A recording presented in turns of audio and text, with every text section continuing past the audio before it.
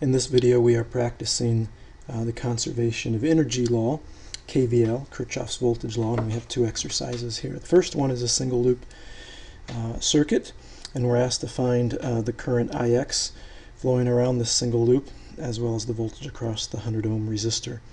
So you can start at any point in the loop and walk around in either clockwise or counterclockwise direction. I like to start in the bottom left corner, and I go clockwise.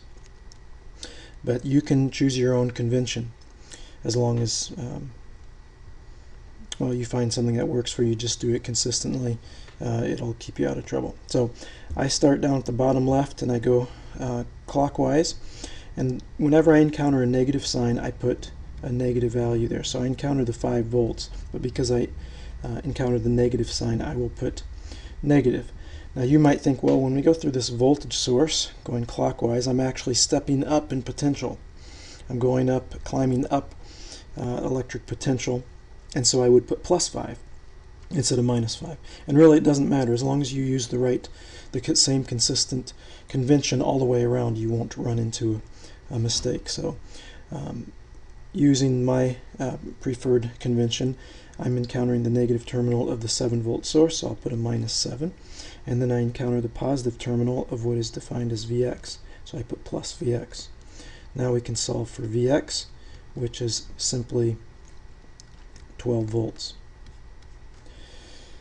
And the current Ix can now be found, because if I know the voltage across the resistor and I know the resistance by Ohm's law, I can solve for the current.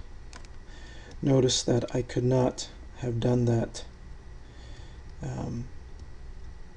with just the voltage sources, right? I can't take a voltage source and divide it by its resistance, so to speak. So I really needed the voltage across the resistor to calculate that. So this is 12 volts over, I could write it as 0.1 kilo ohms, all right? And 0.1 kilo ohms, if I do a volt divided by 0.1 kilo ohms, that gives me a milliamp. So this will be 12 milliamps, or 0.012 amps. And I prefer to use the convention, or the units that avoid as much as possible the decimal points, if possible, 0 point something. All right, our next problem, we're asked to find VR2, this voltage across R2, and the voltage Vx. So here it's not a single loop circuit. We have two meshes, if you will. Nevertheless, I realize that to find VR2, all I have to do is go around this first loop, because I'm told what the voltage is across this first resistor on the far left. It's 4 volts, and then I have a 36 volt source. So I can write a KVL equation here, and I will start at the bottom left corner at C and go clockwise. So I'm going to encounter plus 4 volts, minus 36 volts, and then plus VR2, and all of this is equal to 0.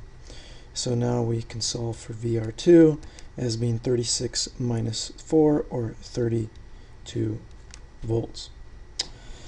And secondly, we need to find the voltage Vx. And what I noticed here is I can go around a loop like this, and although this here, there are several components that make up the right side, I can lump them all together and think of, okay, the voltage Vx is really the voltage across some blob of a circuit here to the right that I have drawn a green box around. And so I can do a KVL around this loop here, and it will involve VR2, so I'm going to start at the bottom left here and go clockwise, minus VR2, plus 12 volts, plus 14 volts, and then plus Vx. And I'm doing plus Vx because this has a positive sign here, and that's equal to 0.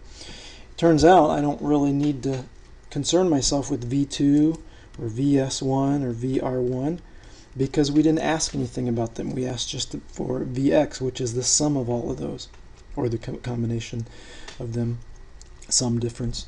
So we don't need to concern ourselves with those. So Vx now is equal to, let's see, minus 14 volts, minus 12 volts, and then VR2 we found was 32, so it's going to be plus 32 volts, which ends up being 32 minus 26, or 6 volts, I believe.